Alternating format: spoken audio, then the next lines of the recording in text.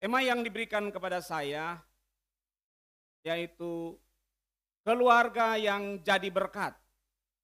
Pembacaannya dari Kisah Para Rasul pasal 2 ayat 1 sampai yang ke-13 dan kemudian ayat 41 sampai 47.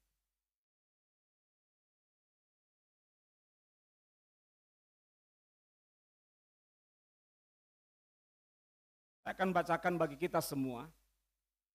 Pentakosta. Ketika tiba hari Pentakosta, semua orang percaya berkumpul di satu tempat. Tiba-tiba turunlah dari langit suatu bunyi seperti tiupan angin keras yang memenuhi seluruh rumah di mana mereka duduk. Dan tampaklah kepada mereka lidah-lidah seperti nyala api yang bertebaran dan hinggap pada mereka masing-masing.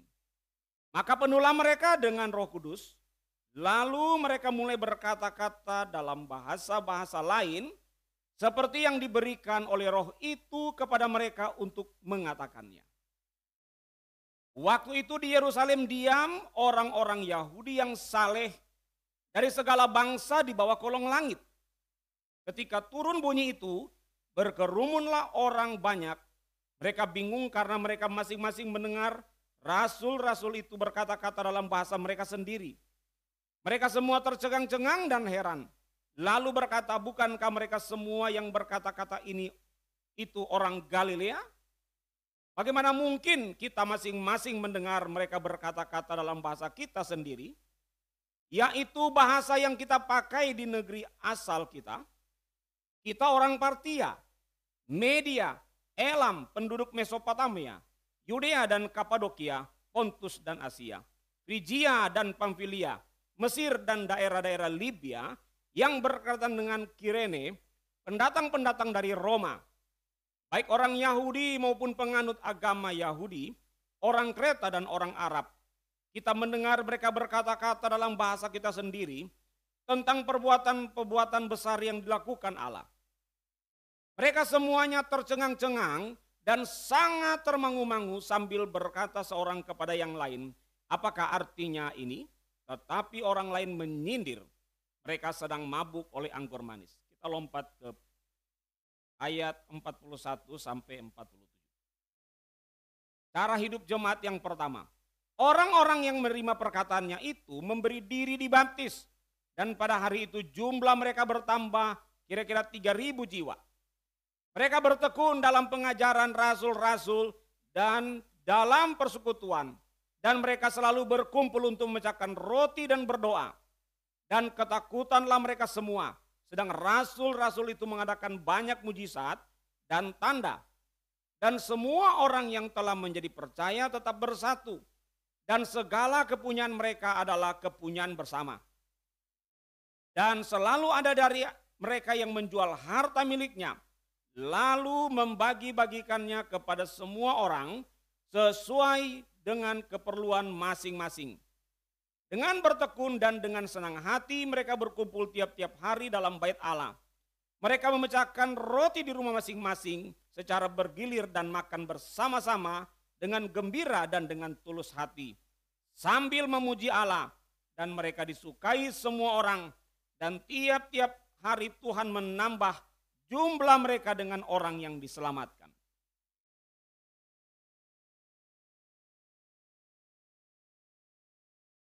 Di hari di mana kita mengingat merayakan hari Pentakosta, dalam pasal 2 ayat 1 sampai 13, dan nanti dalam ayat 41 sampai 49, kira-kira ada 9 poin yang coba kita merenungkan.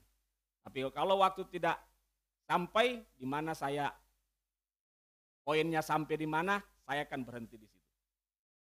Gereja yang berdoa akan selalu menjadi gereja yang kuat. Di Korea Selatan ada gereja sekolah minggunya itu sekitar 15.000 orang anak. Sampai disebut gereja anak. Hamba Tuhannya 100. Gimana anak-anak itu? Mereka kaya, gereja itu kaya di dalam doa. Saya pernah melayani di satu gereja, tentu gereja Injili ya, majelisnya nggak mau doa. Jadi saya bilang sama teman-teman hamba Tuhan, kita gereja macam apa nggak mau berdoa? Pengaruh gereja yang sebenarnya dan nyata tidak terletak pada jumlah atau kedudukan sosial para anggotanya. Bukan pada kemegahan bangunannya atau pada besarnya kontribusi, tapi kepada kehadiran daripada Allah Roh Kudus. Ketika tidak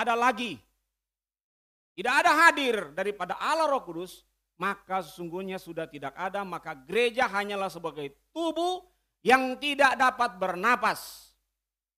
Karena rohlah yang memberikan kehidupan.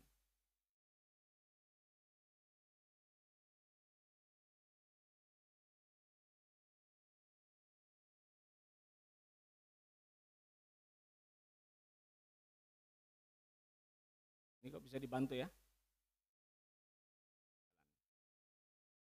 Boleh dibantu dari belakang? Ya.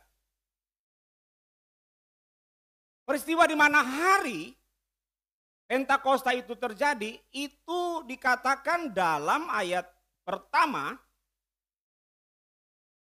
ketika tiba hari Pentakosta, semua orang percaya berkumpul di satu tempat. Nah ini kenapa dikatakan satu tempat? Hari ini banyak orang gerejanya GJJ, gereja jalan-jalan. Ada lagi orang gak mau gereja punya aturan, macam-macam. Ditambah lagi dengan meyakini bahwa dia dipenuhi Roh Kudus. Apakah demikian? Ini ada sesuatu yang menarik. Spurgeon mengatakan begini. Salah satu kegunaan pertama di dalam doa adalah untuk memberikan semangat kepada orang yang patah semangat. Waktu Yesus bangkit, tentu itu sesuatu yang luar biasa bagi murid-murid. Sekarang Yesus naik ke sorga, sepertinya kesenangan tadi itu berubah sepertinya. Dan mereka mulai berkumpul, mereka melakukan pertemuan doa pertama. Setelah kenaikan Tuhan kita ke surga, yang disebutkan di dalam ayat ini, kita dapat bayangkan bahwa ketika Tuhan naik ke surga, mereka seperti ada dalam kondisi domba tanpa gembala, orang yang berkumpul tanpa pemimpin, keluarga tanpa kepala keluarga, dan mereka akan dihadapkan dengan berbagai cobaan-cobaan yang tak terkira banyaknya. Tembok kehadiran Yesus yang kokoh dan berani yang selama ini mengelilingi mereka, sekarang mereka ibarat kawanan domba yang berkerumun di tengah badai atau saling mendekat ketika mendengar suara serigala. Jadi mereka seperti orang yang malang dan tidak berdaya, namun mereka senang berkumpul dan mungkin akan mati bersama jika diperlukan.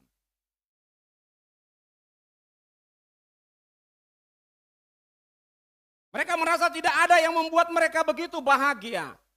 Tidak ada yang begitu menyemangati mereka. Tidak ada yang lebih menguatkan mereka dan menanggung kesulitan sehari-hari. Selain mendekatkan diri mereka kepada Tuhan untuk berdoa. Dan biarlah kita sebagai gereja, kita melihat ini sebagai sesuatu yang penting. Maka kita perlu berdoa. Saya pernah dengar gereja kita waktu yang lalu, entah tahun kapan, ada doa pagi di sini ya. Nah ini tantangan, masih nggak kita bisa lakukan doa pagi. Waktu saya di Kota Batu, saya gereja di gereja baptis, itu setiap hari ada doa itu jam 5. Wah lagi enak-enak tidur, ditambah dengan Kota Batu dingin kan. 4:30 sudah bangun, pergi berdoa. Ketika pendeta tiada, ketika sulit mengganti pengganti yang cocok, mungkin saja akan terjadi perpecahan dan perpecahan. Ketika kematian menimpa anggota-anggota yang terhormat, ketika kemiskinan datang, tidak ada kelaparan rohani, dan ketika Roh Kudus tampaknya telah menarik dirinya, maka hanya ada satu obat untuk semua ini, yaitu apa? Berdoa. Dan menarik bahwa mereka sepakat di satu tempat. Berkumpul di satu tempat. Ini penting ya. Lukas mencatat di sini bukan sekedar mencatat informasi satu tempat. Dia mencatat untuk mengingatkan kita, tempat itu penting. Tempat itu penting. Sebagai anggota jemaat, tempat kita di mana? Ya tentu di gereja. Sebagai anggota cross, ya tempat kita di cross. Sebagai kepala keluarga, anggota keluarga, tempat kita di mana? Di rumah. Mereka sepakat berada di satu tempat. Satu kesatuan ini adalah kondisi yang mutlak diperlukan untuk menerima Roh Kudus. Untuk dipenuhi dengan Roh. Kita harus dikosongkan dari segala sikap mementingkan diri sendiri dan sikap tidak bermurah hati. Ketika kita tinggal bersama dalam kesatuan, maka Tuhan memerintahkan berkat-Nya. Doa juga mempunyai kegunaan yang kedua, ini menurut Spurgeon ya. Tempat ditentukannya untuk menerima kuasa. Tuhan itu tidak sembarang kasih sesuatu kuasa yang kita bilang, Tuhan berikanlah aku kuasa. Kita nyanyikan di sini ada lagu yang pernah kita nyanyi. Apa namanya? Kerahkanlah kekuatan-Mu ya Tuhan. Itu lagu luar biasa. Kita doa Senin Kamis. Berdoa kalau kita lagi sakit. Berdoa kalau lagi kita bergumul. Jangan pernah harap Tuhan itu gampang. Bapak Ibu yang dikasih oleh Tuhan, hari turunnya Roh Kudus dikatakan di sana, ayat 5, waktu itu di Yerusalem diam orang-orang Yahudi yang saleh dari segala bangsa di bawah kolong langit. Mereka dari mana saja dikatakan? Ada yang dari Partia, Media, Elam, penduduk Mesopotamia, Yudea dan Kapadokia, Pontus dan Asia, Frigia dan Pamfilia, Mesir dan daerah Libya, yang berdekatan dengan Kirene, pendatang-pendatang dari Roma. Baik orang Yahudi maupun penganut agama Yahudi, orang Kreta dan orang Arab. Nah, siapakah mereka? Hari Pentakosta adalah hari ke-50 dalam ibadah Yahudi, ibadah orang Israel setelah Paskah, hari ke-50 itu adalah hari raya unjukan korban. Mereka akan membawa hasil panen. Mereka akan bawa pada hari itu. Maka hari ke-50, hari unjukan korban atau korban unjukan itu adalah hari di mana seluruh orang Israel dari berbagai penjuru di muka bumi akan berkumpul di Yerusalem. Nah, orang-orang yang disebut di sana orang Partia itu orang Yahudi yang terdiaspora ke berbagai bangsa. Mereka mengingat iman mereka kepada Allah Israel, mereka sekarang datang ke Yerusalem. Dan yang ikut bersama dengan mereka adalah orang-orang yang juga bukan Yahudi, namun telah terhisap dalam kepercayaan orang Israel yang disebut dengan proselit. Dan orang-orang ini adalah orang-orang yang mengerti bahasa-bahasa yang notabene bukan bahasa Ibrani. Orang-orang itu yang datang.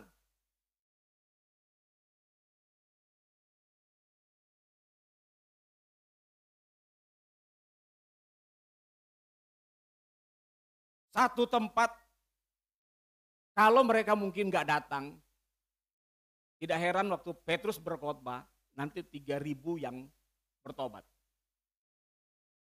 Siapa tuh 3.000? Orang-orang termasuk orang-orang yang datang. Karena Yerusalem begitu ramai di hari korban unjukan. Dan itu merupakan cara Tuhan bekerja untuk hari di mana Allah Roh Kudus akan turun. Next.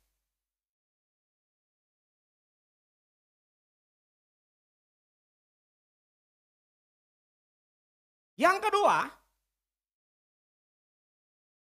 keluarga yang menjadi berkat, kalau tadi mesti berkumpul satu tempat, yang kedua, keluarga yang menjadi berkat harus dikuasai, dipenuhi, menerima siapa? Menerima Allah Roh Kudus. Ketika tiba hari Pentakosta, semua orang percaya.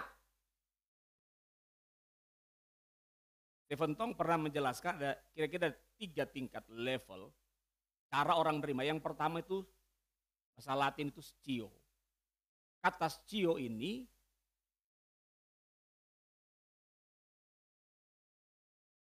muncullah kata science, kata pengetahuan. Orang tahu. Kata kedua yang muncul, cogito ergo sum. Karena aku berpikir maka aku ada. Maka muncullah nanti kemudian kognitif. Kemampuan daya nalar. Muncullah nanti kata-kata berikut yang disebut dengan logika. Nah, orang yang tadi, sains itu nomor yang paling basic. Nomor 2, di batas itu yang disebut dengan aku berpikir maka aku ada. Orang berpikir, baru dia sadar baru dia ada. Kalau dia nggak berpikir, dia nggak tahu kalau dia ada. Dan yang ketiga yang paling penting, yang disebut dengan credo, yaitu pengakuan iman. Dari credo ini kita mengenal yang namanya percaya. Percaya kepada Tuhan. Tidak mungkin kalau kita melihat peristiwa hari Pentakosta itu, mana mungkin? Maka tidak heran mereka bertanya, bukankah mereka itu adalah orang Galilea? Mungkin ada orang yang nggak percaya, mana mungkin? Gereja Kalam Kudus bisa jadi berkat, mana mungkin? Dari dulu sudah begitu. Mungkin kita juga sendiri yang hadir juga tidak yakin.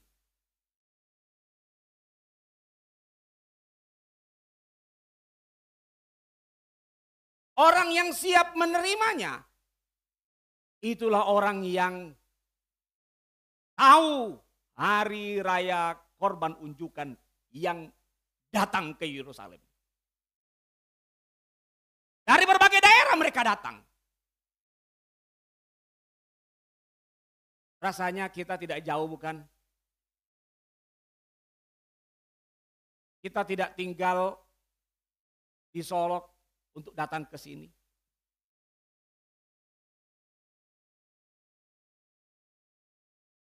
Ada satu pelayanan di gereja GPIB. Ada satu pendeta yang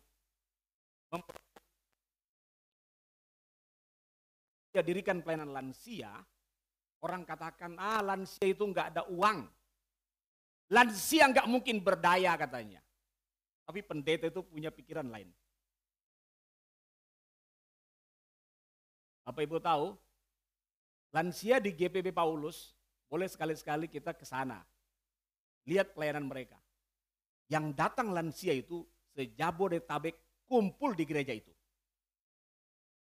Satu waktu mereka bikin lomba antara anak, komisi anak, remaja pemuda, ibu dan bapak, sama lansia. Bikin pertandingan. Hasilnya adalah yang menang itu lansia.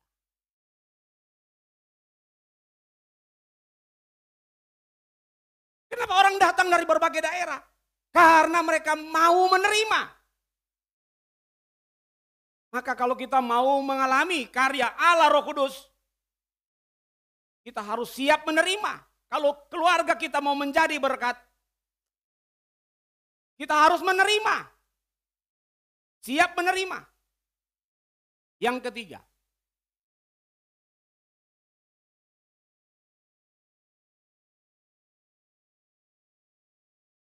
keluarga yang menjadi berkat, keluarga yang berdaya, dikatakan dalam Yohanes 14 ayat 16.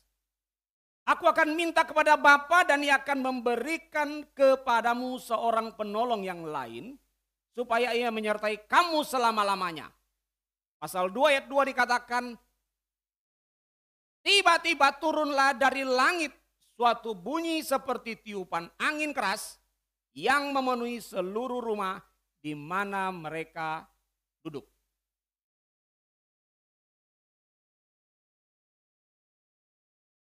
Allah Roh Kudus diberikan oleh Allah Bapa. Dikatakan tadi, Bapa Ia akan memberikan kepadamu. Kita sebenarnya hidup kita itu ada di tangan Allah yang murka. Tidak ada orang yang cukup baik, termasuk saya, termasuk pendeta, termasuk majelis, semua anggota. Tidak ada orang yang cukup baik atau mampu untuk dapat hidup dalam kebenaran. Allah Bapa tahu dan mengenal kita. Allah tahu kalau hidup kita itu penuh dengan tiruan. Allah tahu kalau hidup kita penuh dengan kepalsuan. Karena itu, karya Kristus Yesus di atas kayu salib harus kemudian dilanjutkan dengan Allah memberikan Roh Kudus hadir dalam hidup kita masing-masing, pribadi lepas pribadi.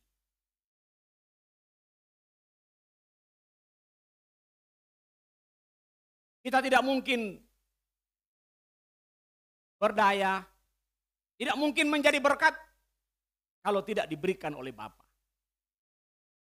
Dipenuhi Roh Kudus itu bukan usaha kita. Tidak ada satu manusia pun di bawah kolong langit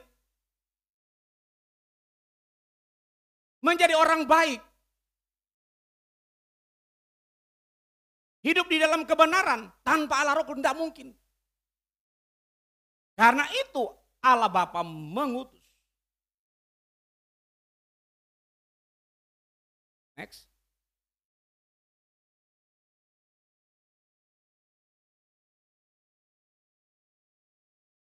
Yang keempat,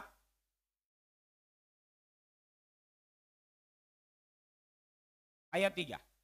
Dan tampaklah kepada mereka lidah-lidah seperti nyala api yang bertebaran dan hinggap pada mereka masing-masing. Maka penuhlah mereka dengan Roh Kudus, lalu mereka mulai berkata-kata dalam bahasa-bahasa lain seperti yang diberikan oleh Roh itu kepada mereka untuk mengatakannya. Di sini kita dinyatakan oleh Alkitab bahwa tidak ada perbedaan. Dalam pemberian di hari Pentakosta Allah Roh Kudus diberikan itu tanpa perbedaan. Semua orang yang ada di situ. Siapa orang yang menerima? Jadi tidak ditentukan, oh harus sekolah teologi dulu baru dipenuhi. Tidak.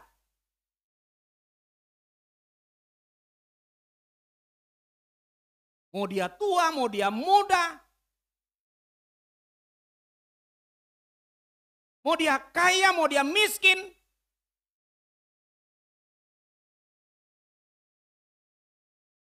Semua menerima.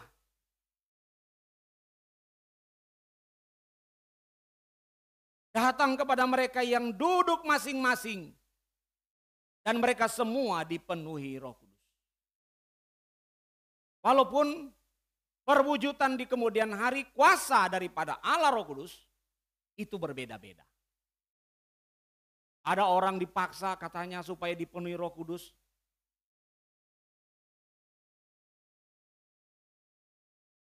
Katanya harus berbahasa roh. Ini karena salah mengerti Alkitab kemudian harus berbahasa roh. Sampai akhirnya ada orang yang supaya nampak berbahasa roh, supaya nampak dipenuhi Roh Kudus, ya hafal-hafal. Ya baca-baca. Satu waktu ada satu kejadian di satu gereja. Pendeta ini kok berani juga, dia hafal pakai bahasa Ibrani. Kejadian 1 ayat 1. Mulai dia ngomong pakai bahasa Ibrani. Oh, orang bangga lihat pendetanya. Padahal yang diomongin itu Kejadian 1 ayat 1.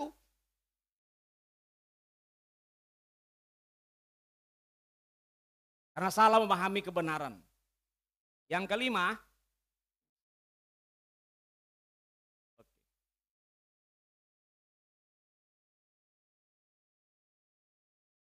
menarik bahwa dikatakan di sana, turunlah dari langit suatu bunyi seperti tiupan angin keras yang memenuhi seluruh rumah di mana mereka duduk. Dipenuhi oleh Allah Roh Kudus, ada efek. Kenapa? Tandanya itu seperti angin keras. Menunjukkan apa? Allah Roh Kudus itu tidak bisa kita kendalikan. Tidak bisa kita kendalikan. Atau buat-buat. Sepertinya kita dipenuhi Roh Kudus. Tidak. Mereka penuh dengan Roh Kudus. Dan mereka mulai berkata-kata dalam bahasa-bahasa lain. Seperti yang diberikan roh itu kepada mereka. Efek yang pertama pada diri mereka. Mereka kenyang dengan berkata-kata dalam bahasa lain. Seperti yang diberikan roh kepada mereka untuk mengucapkan. Mereka dikuasai dan dikendalikan oleh kuasa Tuhan yang maha kuasa. Sebagai bejana tanah liat mereka diisi dengan harta surgawi. Suatu anugerah berharga yang selama-lamanya tersembunyi dari orang-orang bijaksana duniawi dan hanya dinyatakan kepada bayi rohani. Maksudnya bayi rohani, tadinya mereka itu orang percaya yang setelah Yesus naik belum nampak. Tapi setelah kehadiran Roh Kudus, nampak. Yesus berkata juga di dalam Matius pasal 11, aku bersyukur kepadamu Bapa, Tuhan langit dan bumi, karena semuanya itu engkau sembunyikan bagi orang yang bijak dan orang pandai, tetapi engkau nyatakan kepada orang kecil. Terhadap orang lain bagaimana? Banyak orang terheran-heran, tapi jangan lupa ada kelompok lain, ngejek. Bapak Ibu, gereja yang dikuasai Tuhan, keluarga yang menjadi berkat, jangan lupa ya, ada satu hal yang lain. Orang yang ngejek.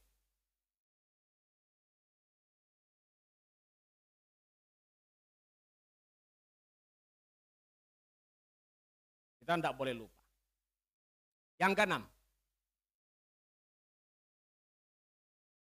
keluarga yang menjadi berkat, itulah orang yang menerima firman Allah dengan sukacita. Ayat 41 dikatakan,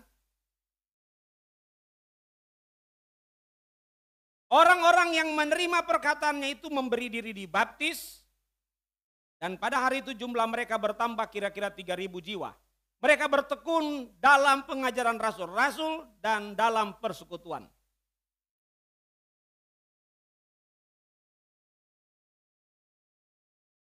penerimaan yang menyenangkan. Mereka dengan senang hati menerima firman, tawaran pengampunan dosa melalui pertobatan bagaikan air dingin bagi jiwa yang haus. Mereka yang senang hati menerimanya, tidak ada penjahat yang pernah menerima pengampunan cuma-cuma dengan lebih rela daripada menerima tawaran belas kasihan. Ini adalah Injil yang Allah perintahkan kepada semua orang dimanapun untuk bertobat dan percaya. Apa yang terjadi? 3.000 dibawa masuk, tapi masih ada ruangan. Kalau Allah Roh Kudus bekerja, kita akan bangun gereja yang baru. Amin? Ragu-ragu. Amin? Kalau dipenuhi Roh Kudus, mungkin gak gedung gereja ini lebih besar lagi. Gereja Pentakosta, setelah kenaikan Yesus ke surga, sekitar 2 minggu mereka akan kumpul di gereja berdoa minta Allah Roh Kudus turun. Ya tentu kita tidak demikian Bapak Ibu ya. Yang ketujuh.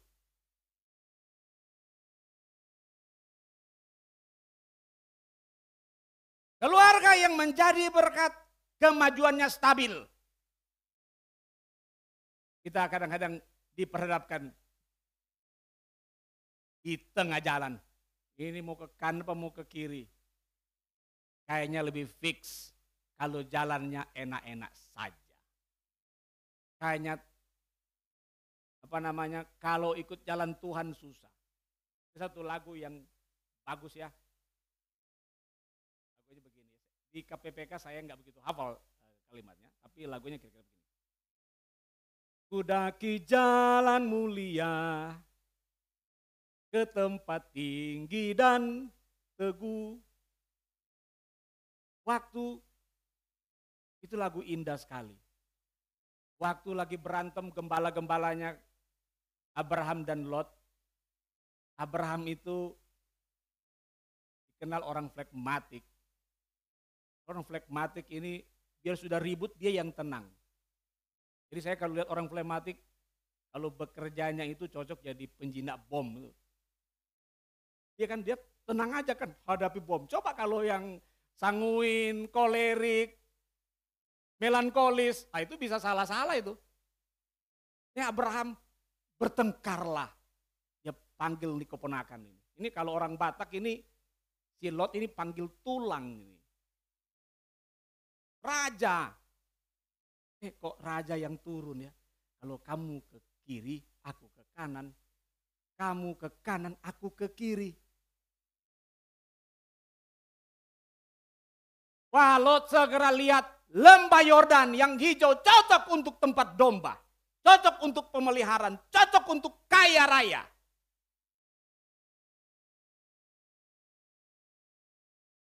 Kira-kira tidak tahu ya kalau bisa difilmkan ya. Anak-anak youth kita boleh bikin film kayak begitu ya. Kira-kira ekspresi Abraham tuh kayak mana ya. Itu kalau ada dibuat film itu mungkin sutradara bisa bikin masukkan imajinasi Abraham agak tergoda nyesal juga mungkin ya. Kan sutradara begitu. Tuhan bilang sama Abraham, naik kamu ke gunung. Ngapain naik ke gunung? Sampai dia naik ke gunung, kamu lihat timur, barat, utara, selatan. Kan hanya di atas aja yang bisa lihat ke bawah dan lihat semua. Saya punya tanah di kampung, salah satu tanah saya itu ada dekat di atas gunung. View-nya bisa lihat laut, bisa lihat airport. Ada orang asing sudah naik ke situ, mau ambil tanah, mau beli tanah itu. Sepupu saya hubungi saya. Saya mau tanah itu. Mau tukar. Saya bilang ya sudah ambillah kalian. Kalian kasih yang mana sama saya, itu saya terima. Rasanya saya nggak berpikir balik lihat tanah itu, maksudnya begitu. Karena Tuhan bawa saya ke tanah padang ini. kemajuan stabil. Mereka bertekun dalam pengajaran, persekutuan, memecahkan roti dan berdoa. Mereka adalah orang-orang yang bertobat yang diciptakan Tuhan, sehingga tanda-tanda nyata dari transformasi dalam hati mereka terlihat jelas. Cinta mereka kepada firman, cinta terhadap satu sama lain, cinta kepada Tuhan yang tiada duanya, dan cinta terhadap doa nampak dalam hidup mereka. Next.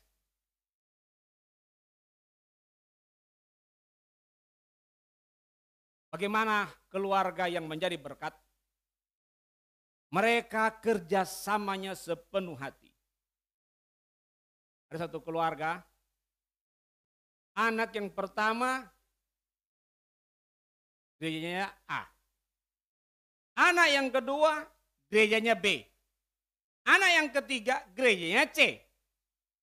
Anak yang keempat gerejanya D. Itu satu meninggal, pendeta bingung melayani. Karena semua gereja mau datang melayani. Itu tidak sepenuh hati dalam keluarga. Keluarga itu sepenuh hati. Saya katakan kepada anak saya bilang, kau harus ikut pelajaran itu, KBB itu. Apa? Kambium. Oh, KKB.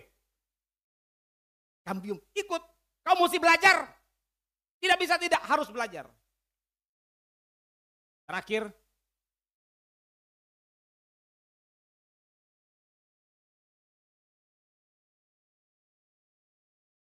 keluarga yang menjadi berkat ada kegembiraan. Hatinya gembira dan memuji Allah. Dengan bertekun dan dengan sehati mereka berkumpul tiap-tiap hari. Dalam bait Allah mereka memecahkan roti di rumah masing-masing secara bergilir dan makan bersama-sama dengan gembira dan dengan tulus hati sambil memuji Allah, dan mereka disukai semua orang.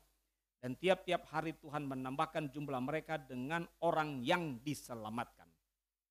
Hati mereka gembira, memuji Allah. Dikatakan dalam ayat 47, mereka disukai semua orang. Kalau kita disukai semua orang, tim penginjilan sangat jadi ringan pekerjaannya. Karena sudah disukai oleh masyarakat. Muse dengan majelis sarana prasarana harus siap-siap ngubah gedung atau tambah kursi.